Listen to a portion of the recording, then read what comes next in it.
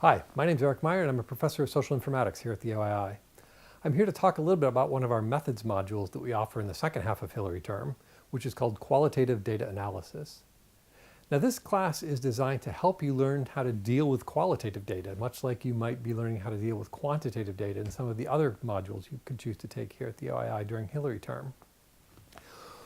If you've taken one of the qualitative data gathering courses in the first half of Hillary term, such as the course I teach on digital ethnography or the course that Rebecca Einen teaches on digital interviewing, you'll have a body of qualitative data. It might be things that you've gathered in interviews, it might be field notes, it might be blog posts, it might be a bunch of tweets, but in a smaller scale than you might be analyzing. It's not millions of tweets, it might be hundreds of tweets.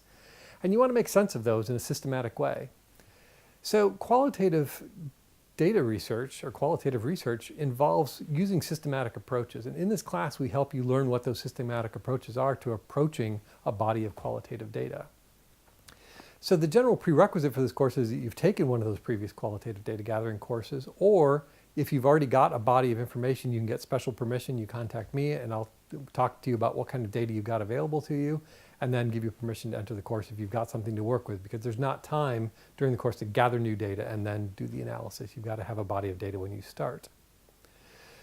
So what you'll be learning in this course is a couple of things. You'll be learning some general things about how to think about qualitative data, how it differs from quantitative data, and how you can think about extracting meaning from a body of qualitative texts or qualitative images or videos or any kind of other things.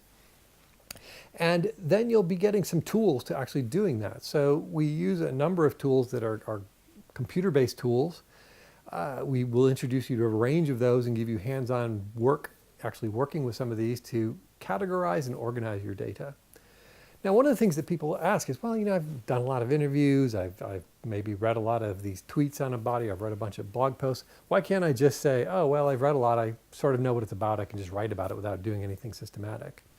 But I think one of the things that students who take this course always find is that once they sit down and systematically try and put things into categories by assigning codes and extracting themes from them, they start to see things that they didn't notice otherwise. It's only when you start to look at them systematically that you start to see interesting patterns emerge, and that's then where the meaning comes from that you're adding to it as a qualitative researcher. So this class is, again, 4 weeks. It's pretty short, but it does let you get a good hands-on experience working with some of these qualitative data.